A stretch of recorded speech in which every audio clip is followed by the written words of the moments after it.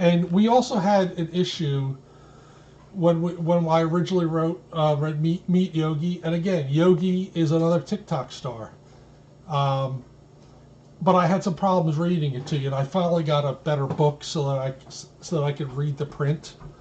So again, Yogi is another TikTok star, and this picture on here it's just lovely, and it was such a lovely dog. You know, he's got a lot of issues and he's got some neurological things, but he's like the most loving doggy. And then, because it was all dogs, we can't forget the cats. So we got this 101 reasons why cats make great kids. So we're going to read that as well if we have time. So we're going to start with Yogi. All right.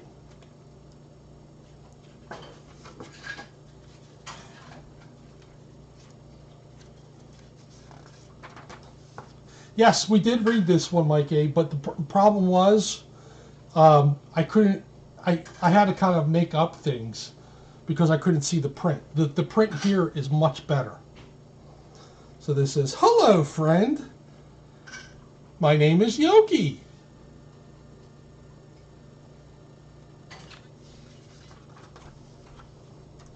There are some things about me that are different than most other dogs. I like to call them my extra specials. How about you? Is there anything extra special about you?" Oh yeah, this is a very, very cute book, but now I can read it and not, decipher it.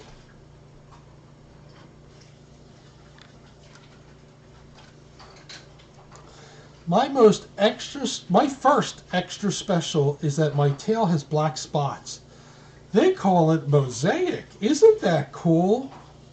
How about you? Do you have anything extra special about how you look?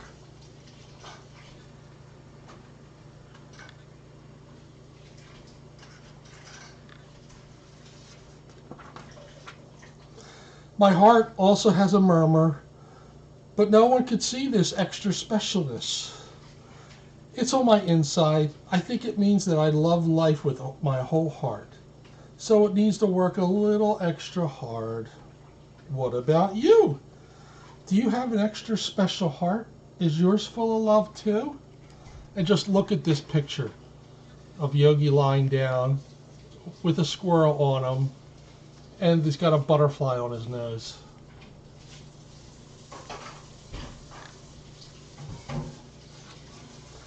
I also have a neurological extra special. Sometimes I shake uncontrollably and it's uncomfortable. When it happens, I just close my eyes and imagine I'm dancing free under a star-filled sky.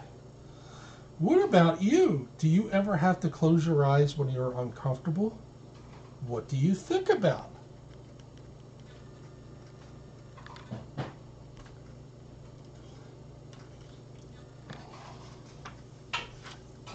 My last extra special is that my brain also works differently.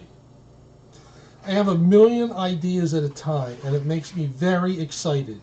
I am the only puppy that I know who could find the most amazing sticks in the woods. Oh, look at this picture of this stick.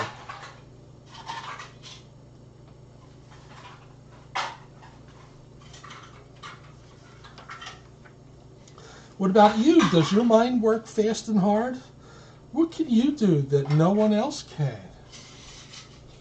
All of these things make my life a little different, but I would never change it.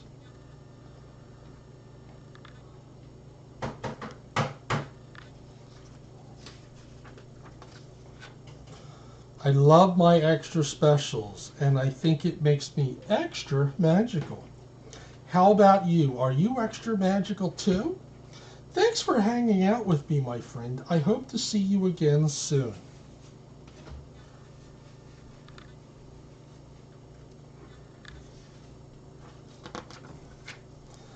And then there's a picture of Yogi. And can you see that his eyes are just a little wonky? They look like they're, different sizes. And you know. Yogi is a real dog with a real family and a real yard. Yogi's family had a daughter with a rare genetic difference. It affected her hair, kind of like Yogi's tail, her neurology, and her heart. After she passed away, she led her family to Yogi. These experiences have inspired Yogi's family to be passionate advocates for non-judgment, to walk in others and others' shoes is at the heart of empathy. And so through their work, the family attempts to help people see through the eyes of others. Oh, you're welcome, Sue P. So again, if you can follow Yogi on Facebook, it's Yogi Love, YOGILUV. TikTok, which is Yogi Love, YOGILUVS, Yogi Loves. And then on Instagram, it's yogi.luv.light, Yogi Love Light. So here's a couple more pictures of Yogi.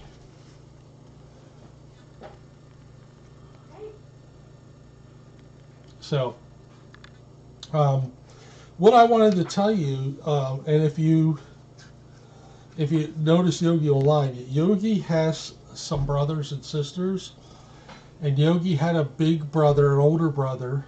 There's another yellow lab very similar to him. And unfortunately, I should say Yogi and him were like the best buds. And unfortunately, he passed away suddenly. So Yogi was kind of lost. And he was, you know how that is. Well, they ended up adopting a puppy. Another yellow lab, I think. I don't know if it's yellow lab or not. But both of the Yogi and the puppy just took to each other. And they are like inseparable. It is such a great story. So I just thought I'd share that with you. So if you ever want to look at that, Yogi's a kind of a special guy. And, yeah, it is a great story. Next, we're going to, let's see if we're going to read this or not. Or should I go to Basil's Quest? Basil's Quest, a tale of dogged determination. Yeah, let's go to Basil's Quest, because this is a wonderful, wonderful book.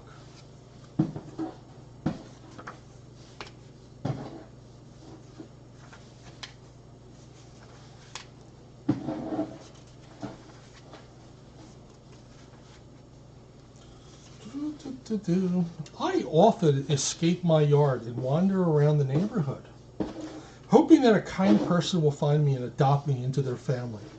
I long for a new life, a life where I won't live with mean dogs that constantly bully me and steal my food. A life where I sleep on my owner's cozy bed.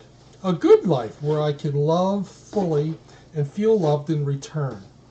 But every time I escape, my neighbors always find me and bring me back. This time, I'm scared and shivering in the pouring rain, farther than I've ever been from my house and any house I recognize. The boisterous thunder scares me. I keep my tail tucked down tightly under my body.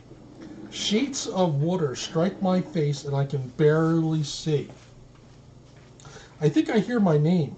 But no, that's highly unlikely. After all, no one is out looking for me. I'm sure no one. I hear my name again, but this time I know it's for real.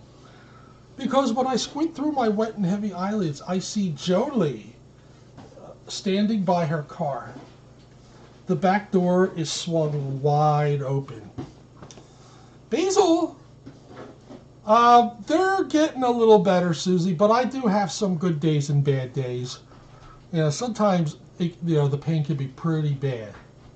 Oh, you're welcome, Ms. M.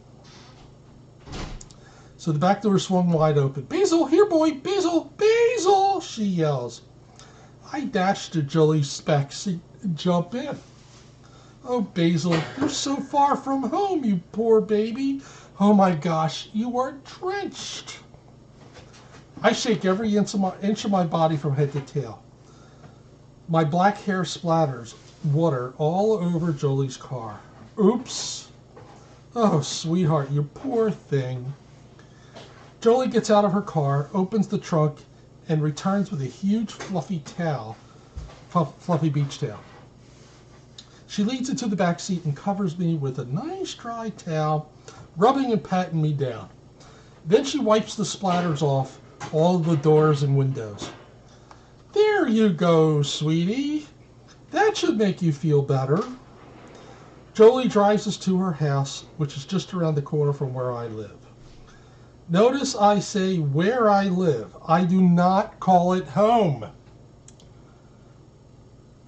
It's never felt like home to me. A home is where you are loved and cared for. We park in her driveway. She keeps the engine running with the heater on full blast, aimed in my direction.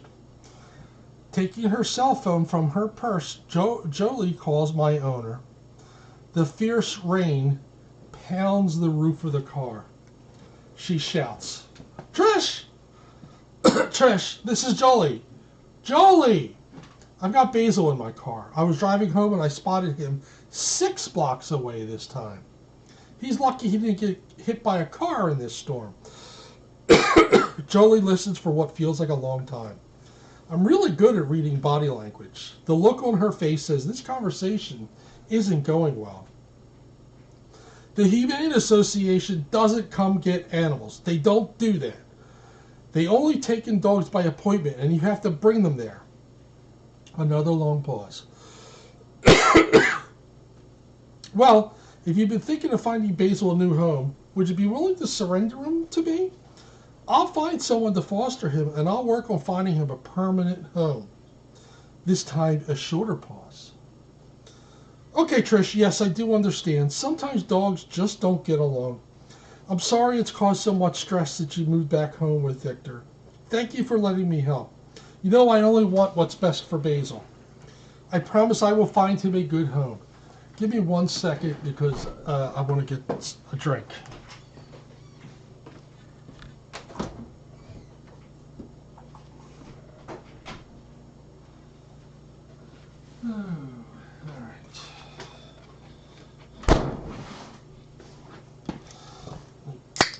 Need to wet my whistle. Okay. Much better. Jolie hangs up and turns to me. Basil, you are such an awesome dog. If we didn't already have 2 dogs, I would keep you myself. Jolie makes another call. Hello, Hannah? Hey, it's Jolie. Hello, Craig. Listen, I hate to ask this, but I really need a favor. I found my neighbor's dog when I was driving home from work just now. I found him at least a half a dozen times over the past 2 years and always brought him home. But this time his owner says she was going to tie him to a tree because she's tired of him escaping. And she'd bring him to the Humane Association in the morning. I couldn't bear the thought of him being tied outside, especially without shelter. You know how these spring storms can easily turn into tornadoes. So I persuaded her to surrender the dog to me. Now, I need to find someone to foster him. You know I'm asking a lot, but would you be willing to take him in, even if it was just for the night? I would be so incredibly grateful. This time a very short pause. Well, I'm not really sure what he is. Maybe a black lab? He is super sweet. Can I bring him by so you can meet him? Jolie sounds quite desperate and convincing. Thank you, Hannah. Thank you. You are the best. I will be there in 20. With a big smile on her face, Jolie says, Basil, I'm so excited. Hannah loves dogs so much that she owns a doggy daycare center. She's staying late just so that she can meet you. Jolie drives through rainy East Nashville streets while giving me the scoop about Hannah and Hannah's Haven, her doggy daycare center. Jolie recently got a part-time job there. How lucky those dogs must be to get to spend so much time with Jolie. Whoa, the crack of more thunder startles me. I lower my head, my ears tucked back to block the noise. Jolie sees my reaction in her rearview mirror and starts singing a little tune. Hey, you're okay. You'll be fine. Just breathe. Jolie keeps her left hand on the steering wheel and reaches into the back seat to rub my ear. She sings this song over and over, and my anxiety melts away.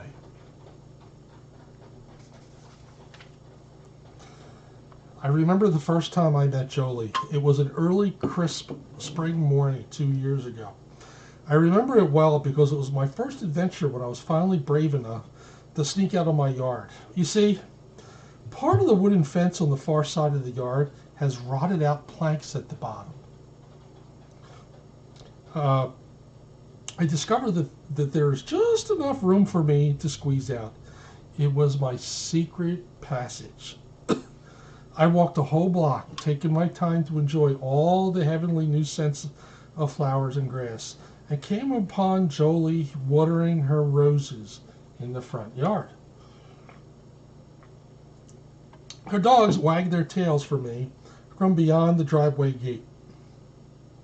Jolie looked up from her roses. Hey, buddy, where'd you come from? Never seen you here before. You look a little thin. Are you hungry? Yeah, I thought so. You wait right here. I loved how gentle she was, so I did as I was told. She turned off the hose and went inside her house. She came back carrying a pie tin of kibble and put it on the ground in front of me. Jolie took a few steps back. In a soft, reassuring voice, she said, "It's okay. It's for you." I had never taken food from a stranger before, but that didn't stop me from scarfing it down. So, how are we going to figure out where you live if you don't have a tag on your collar? Jolie's friend Celine walked toward us. Hey, Celine, why are you walking down the street with a leash in your hand and no dog? Well, I just dropped off Tink at my mom's house for a play date with her dog. I meant to leave the leash, but I walked out with it in my hand and I didn't feel like walking back. Hey, who's this? I don't know, but he's friendly. How would you like to take him home and I'll work on finding his owner? It's only fair. I have 2 dogs and you only have 1. I know it's my turn to foster, but Sam and I are leaving on vacation this weekend. I definitely can't take him because my dogs will go crazy if I bring another dog into the house. If he can't help, then I'll bring him to Metro Animal Care and Control and cross my fingers that his owners will reach out to Mac to find him. They'll take great care of him, but it's a scary place for a stray with all the barking and cages. Well, I suppose I could take him today. But if we don't find his owner by the time I leave, I'm going to have to hand him off to you. That will at least buy us a couple days to find his owner. I'll reach out on social media, and I'll also call Mac to let them know we found a stray, just in case someone calls and describes him. In fact, I think they have a form that can be filled out online for that. They joked about how they're always tag team whenever they find a stray. Celine said, I'll take him to the vet to have them scan for a microchip. That sure makes finding owners easier. But besides, if we need to bring him to the animal shelter, their first priority is always to reunite animals with their owners, if there's a chip with the contact info. I'll let you know what I find out. Celine hooked the leash to my collar, and I walked with her back up the alley. We reached the backyard leading to her house and climbed the steps to a big wooden deck. She opened her back door, and I gladly followed her inside. My nose got so excited from all the new scents. Celine fluffed up a large round dog bed perched in the corner of the kitchen. She patted the bed a couple times while she looked at me. Here you go. Tink won't mind if you use her bed. Celine called Sam and left a message on his voicemail. Hey, it's me. Just a heads up, Jolie found a loose dog with a collar and no tag. We're fostering him until we leave for our vacation. Hopefully it won't take long to find his owner. Okay, love you. See you soon. She put her phone down to the kitchen table and started preparing dinner. Boy, did her kitchen smell delicious. Like food that humans eat. The porch screen opened and clicked shut, and Sam, a tall, thin man, walked in.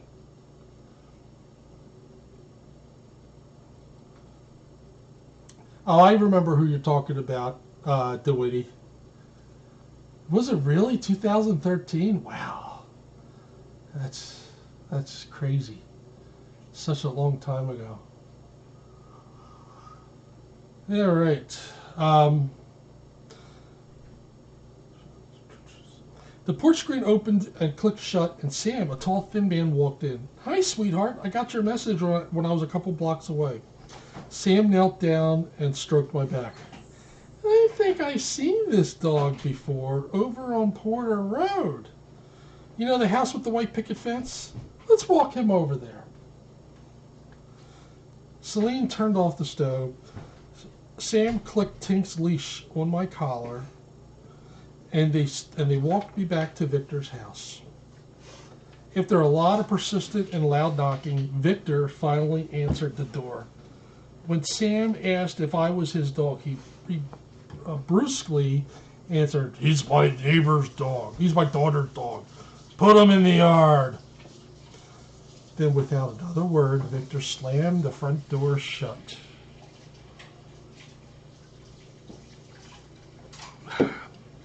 Next chapter.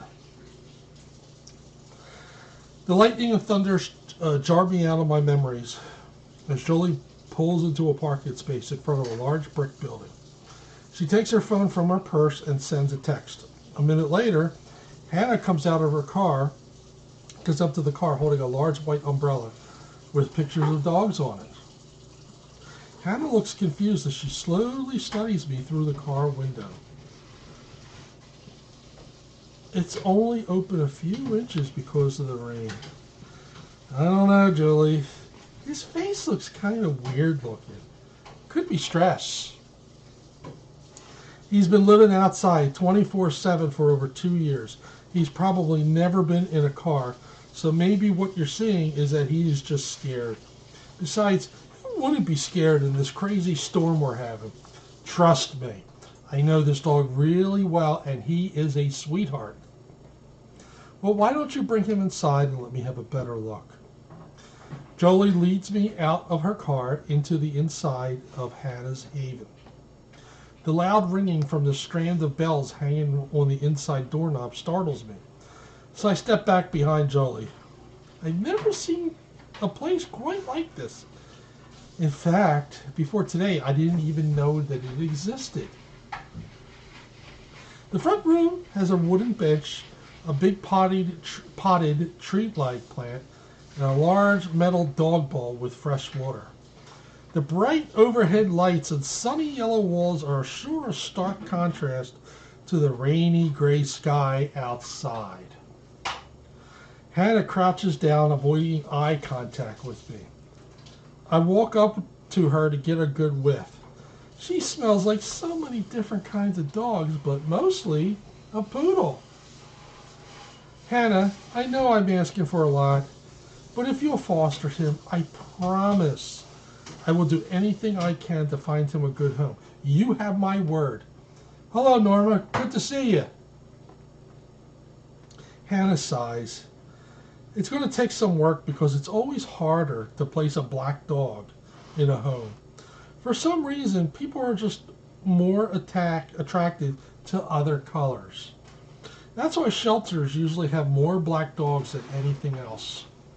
I'm just going to stop right there because in the time that Bonnie worked for the SPCA, I don't remember a lot of black dogs, but I can tell you, it was crazy how many pit bulls they had. It was crazy. Like, I would say over 60% of the dogs they had at that Virginia Beach SPCA were pit bulls. It was something else.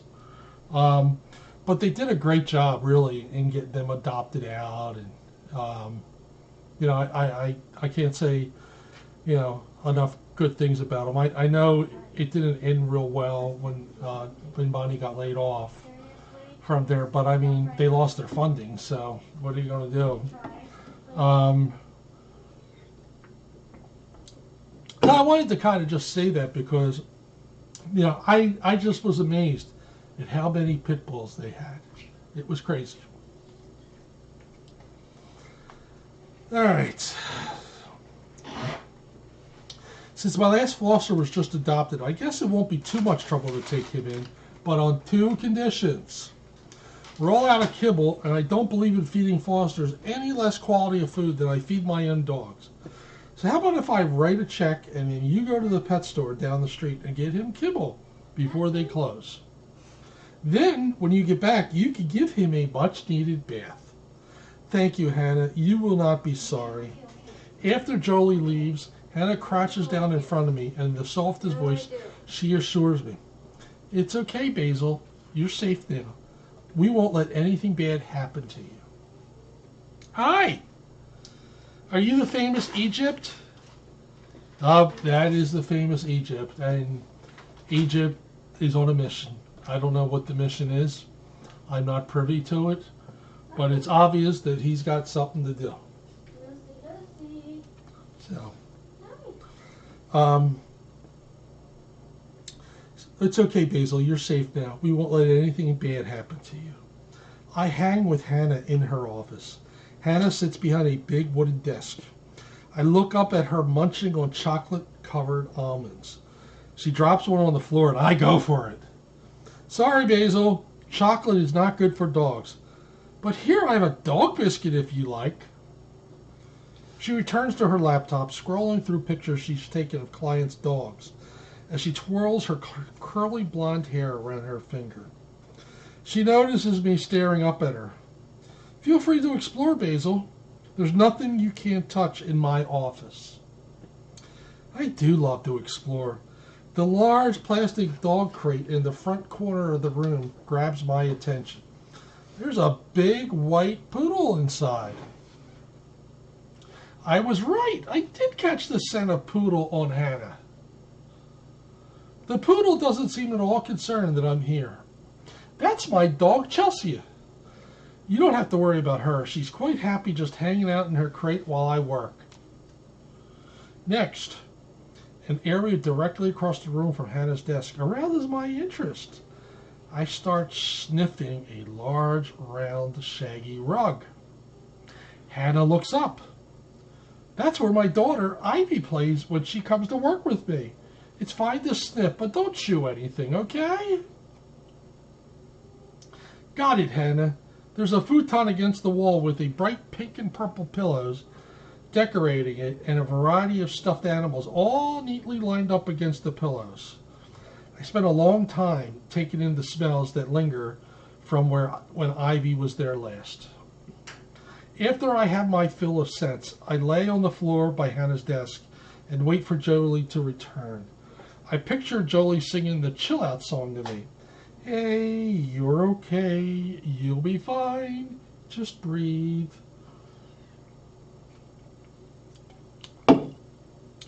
Next chapter. A woman reeking of perfume pops into Hannah's office. A dachshund sticks out of her large canvas shoulder bag. "Well now, who do we have here? Isn't he a cutie?" "Hey there, sweetie." She takes a giant step back. "Huh. Ooh, what's that smell?" "Hi, Leanne. That smell is Basil. Jolie's neighbor surrendered him to her, and I agreed to foster him while we try to find him a new home. I didn't have the heart to turn him away, even if he is a little odd looking." Now I'm confused. Wasn't I just called a cutie? Leanne takes the dachshund out of the shoulder bag and puts him on the floor. "Mr. Basil, meet Dooley. Dooley, this is Basil. He's going to be staying with us tonight, so make him feel welcome." I like her happy disposition, and Dooley seems pretty chill.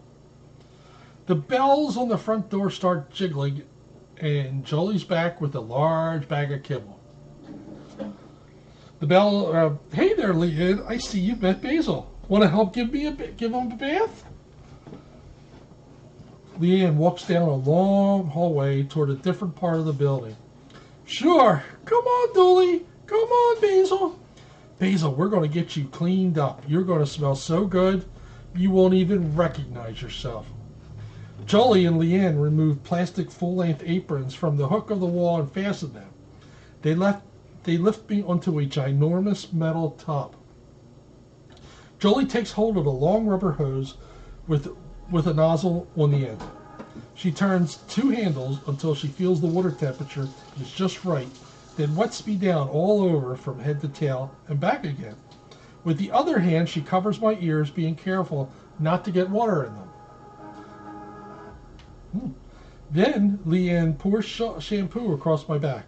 She works the shampoo into lots of bubbles and reaches around to spread it onto my belly, legs, and tail, while Jolie props me up with her arms under my belly so that I can't sit down. They rinse and repeat the whole process to make sure they've gotten all the dirt off. It tickles. To be honest, I do love the attention. The two of them talk to me and dote on me until all of the caked on dirt is washed down the drain and my coat is squeaky clean. Jolie wets a washcloth, wrings it out, and gently wipes my face clean. They lift me out of the tub, cover me with a soft towel, and rub me dry. Okay, Leanne, I'm leaving my buddy here in your care. Basil, sleep tight, and I'll see you in the morning. Jolie plants a kiss on my wet forehead, then heads back down the hallway to the front door. Good night, Jolie.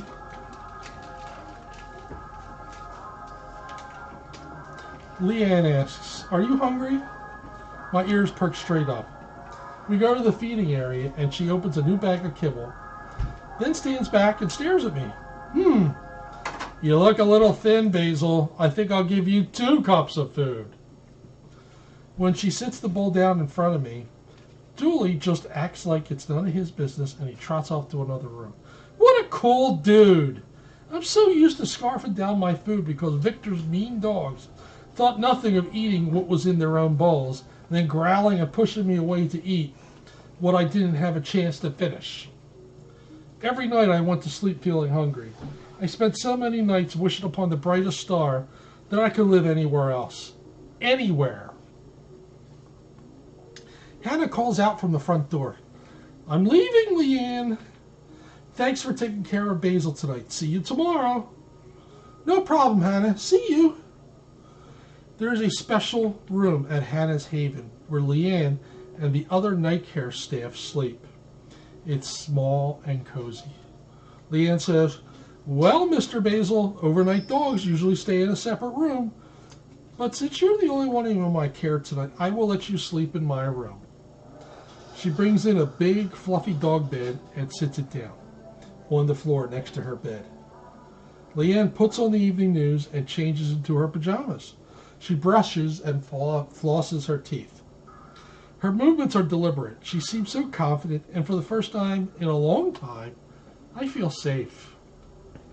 Watching Leanne getting ready for bed makes me think of Marina, the only person I've ever loved. Before I was taken to Victor's house, he and Trish separated and were talking about getting a divorce. Trish and Marina, their 10-year-old daughter, moved out of the house and into an apartment. Because Marina was feeling so sad about her parents' breakup, Trish adopted me from the shelter and gave me as a present to Marina on Christmas morning to cheer her up. Marina and I became best friends. Every morning, Marina took a bath before bedtime. She chose a book from her bookshelf to read to me. I curled up with my back, leaning against her in bed. When story time was over, she closed the book and put it onto her nightstand. Trish would come in to give Marina a goodnight kiss. Good night, Marina. I love you. Good night, Mommy. I love you. And I love you too, Basil. Marina wrapped her arm around me as she drifted off to sleep. I loved that I was able to comfort her. I had a good life. I had a purpose. But it came to an abrupt end when Trish's landlord showed up one cold winter, reminding her that according to the terms of the lease, dogs are not allowed in the apartment. Leanne's voice grabs my attention. Okay, puppers, let's go out in the yard and you all can relieve yourselves before we turn in for the night. I followed Dooley. He knows where he's going, like he's done this 100 times before. Probably has. Back inside, Leanne brings Dooley into bed with her. I rest my head on the edge of the bed and look up Leanne with big, adoring eyes, hoping for permission to jump up. Dooley, should we let Basil spend the night on the bed with us? I can hardly believe my good luck. I haven't slept on a bed since I lived with Marina. That was over 2 years ago. I feel sad when I think of her because I miss her so much. Luckily, dogs are pretty good at adapting to new situations. I jump into the foot of the bed and curl up so as not to take up too much space. Good night, Dooley. Good night, Leanne. So, I think what we're going to do is we're going to leave this off here. We're going to continue this book next week, and then I'm going to go into 101 reasons why cats make great kids. A little teeny little book.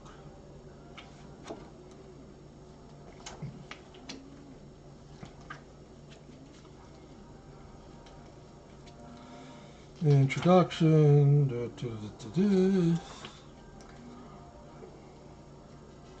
You never have to change a diaper, and toilet training is a snap. Cats love it when you call them your baby. All right. You don't have to teach cats about the birds and the bees. Cats are eager to follow in your footsteps. I believe that piercing violates the essential integrity of the body. A cat will never beg you to let him have his nose pierced.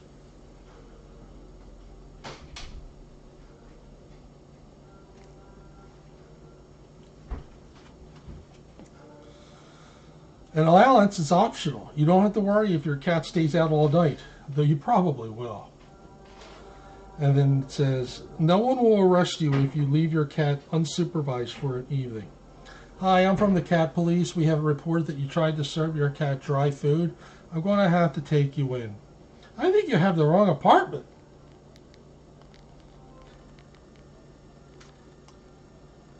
Good evening, Anna. Cats always look up to you. Cats eat it up. Eat it up when you brag about them. A cat would never write a Mommy Dearest tell-all book. Mordred, your agent's on the phone. Tell him I don't care how much he's offering. I won't do it.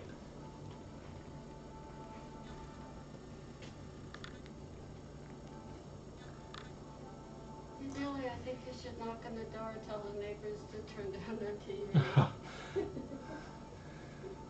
Hello from Wales.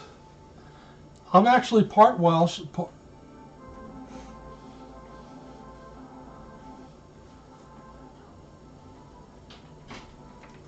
No matter what your car looks like, cats love to go for a ride. Cats don't mind if they have an overbite. What's more, you'll never go in hock for braces. Cats never complain when you take them food shopping. You will sleep now, and when you're awake, you want to buy me a whole tuna. Hello, I thought you said hello, Billy. That tells you how much I can read.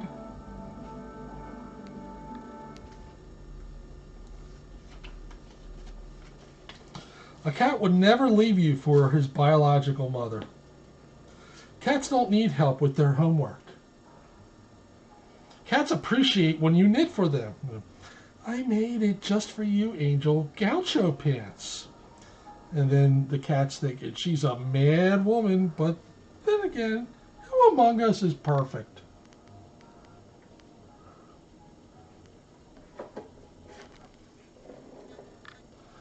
Oh, somebody is playing. Let's see who it is.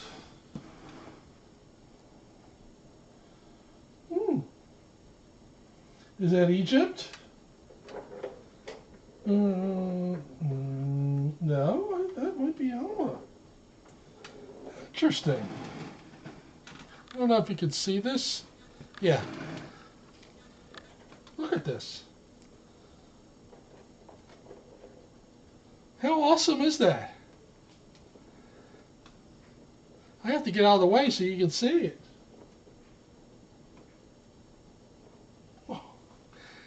Oh, that's great. No, maybe that's not Alma. Alma's right here. Okay. Tells you how much I know. Hello, Sue. Cats don't eat junk food and spoil their dinners. You will never have to sit through your cat's rendition of Annie. Cats adore wearing mother and daughter look-alike outfits. Says, God, we're fabulous.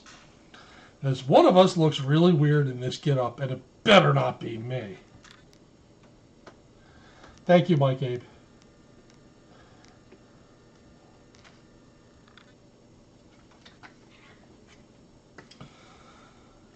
Cats never bring home bad report cards. Cats love to go to the office with Daddy. And I'm living proof of that because every time I open up my door to my office, the cats run in.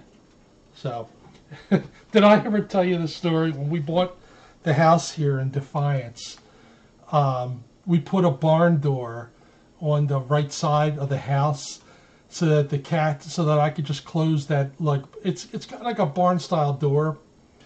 You know, it's all the rollers and things like that.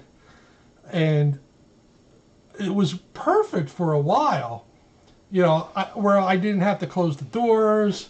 I could just do the barn door. Well, first of all, then they started banging, getting their paws and just shaking the barn door. Then they figured out, if I move it to the left a little bit, there's a little opening that I can just push the door. Those little stinkers. Little stinkers. So, the barn door that we put up, just so that I can work in peace, and I don't have to close all the doors, they figured out how to open it. Isn't that crazy? So now, I'm back to going into the door and going in there and closing the door, you know. And Guinness, who is the cutest boy you'll ever meet, one of the sweetest cats, he'll do it and he'll go up and he'll go, you know, that little trill that he does. It's almost like he's taunting me. Hi, Kim C. You know, he opens up the door, he runs over to me and goes, and all I can think of is, yeah, you're rubbing it in my face. But Guinness is actually the sweetest boy you'll ever meet in your life. And I'd do anything for that boy. He is, you know, between him and Gallant, those two boys, you know, they always sleep in the bed with me. Guinness actually sleeps in one of the cat beds. He's really good with that. And he's, you know, I don't know if I ever told you the story of how we got Guinness. Because, you know, Bonnie was a teacher. And they had a Pet of the Month club where somebody from the SPCA, way before Bonnie worked for the SPCA, they'd come in and, you know, they'd show you the Pet of the Month. So Bonnie was saying,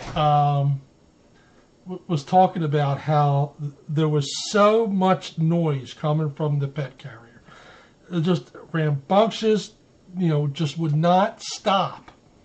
And when they opened up the thing and when she saw the cat, she said it was one of the smallest cats. She could not believe how much noise this tiny little cat made. And Bonnie said Bonnie basically picked him up and fell asleep right in her arms, and that was it. I got an email from my wife. Said, well, I know we have 3 cats, but can we have a 4th? And then she started telling me the story of this cat, about how little he was, how, all the noise that he made. And she also proceeded to tell me that this cat is very underweight. He was hit by a car. When he was getting his injections for his medicine, he had a really bad reaction and he almost passed away. He was the runt of the litter. So, all right, well, so we went to the SPCA and we sat in with them, and he was a wonderful cat. So we adopted him, and we didn't really, his name was Trebek. Trebek? Was he in jeopardy? I don't know. But anyway, we decided, not going to be named Trebek. I don't mind keeping the names, but I didn't like the name Trebek, and neither did Bonnie. So we were trying to figure out a really good name for him. And he's got these black and tan stripes on him. So one of my friends said, a good name for him would be Guinness. And I said, you know what? That is a great, great name. So we named him Guinness. And he was so, and at the time, I don't know if they changed their policy or not, but for the Virginia Beach required that all cats who get spayed and neutered were at least 3 pounds. And this little Guinness was not even 3 pounds. So as soon as when he hit 3 pounds, we made the appointment and we took him up. And that cat raised such a racket in the car. And I could tell my wife was really upset. It's like, you gotta focus, I mean, every 1 second he would meow, and it was just, horrible torture.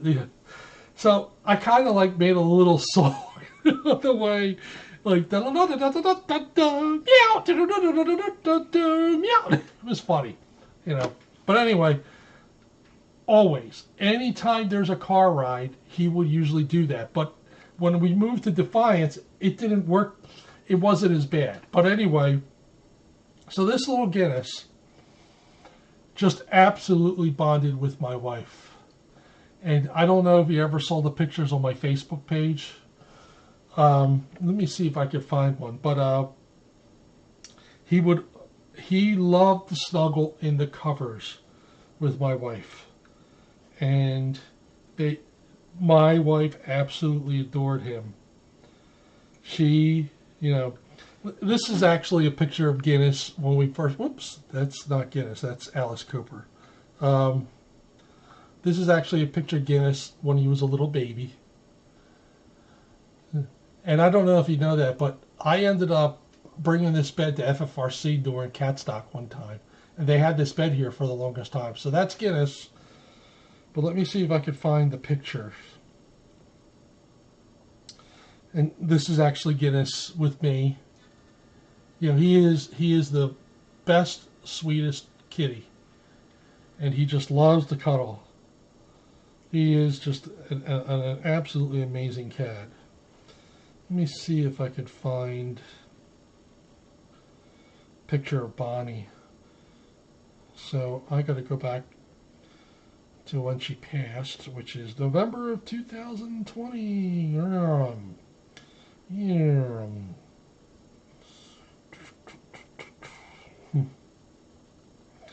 We're almost there. Oh, wait a minute. Here's Guinness in the pineapple. Look at him. He is like the sweetest boy. Really, he is. Let's get us in the pineapple again. And he always looks like he's got eyeliner on.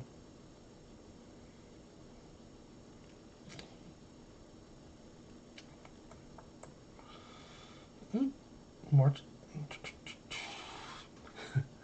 This is Guinness He sometimes he overgrooms himself. So this was what we found a soft collar for him. So he looks like he's a little flower.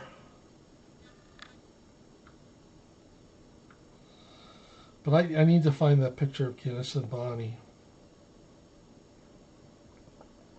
I'm almost there. Because I know all those pictures are there. You know, I started downloading them when he passed. But, you know, every now and then I see this other picture and I got to show it to you. Look, he got swallowed by a catfish. That's Guinness swallow. Oh, little guy. Little guy. He's a great boy. All right, I'm up to 2020. Here it is. Look at this picture. Is that great? She just, you know, I mean, Guinness just loved Bonnie, and Bonnie was just, she told me that she didn't think she could ever feel this way about a cat ever since her Willie passed away. But it was obvious that she just loved Guinness. And no wonder. He is the sweetest boy. He really is. Here we are. So he's 12 years old now. So he's getting up there in age. And Gallant is getting up there too. Gallant is 10 years old now. And the thing with Gallant is that Gallant is very, you know, Gallant is almost deaf. He really cannot hear anything.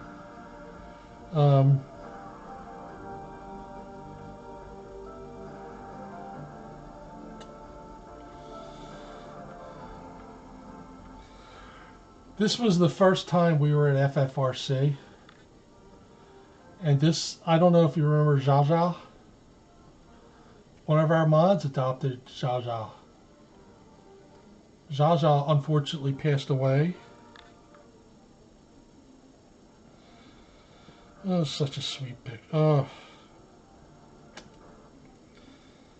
Oh boy. Oh, here's another picture. Guinness in the bed. Bonnie loved when I took pictures of her sleeping. She just loved it. Especially when I posted them online. Here's Guinness and Gallant trying to get food from her. Oh, you're welcome, Mandy. And this is actually her with her beloved Willow. She loved that cat, and she was heartbroken when she passed.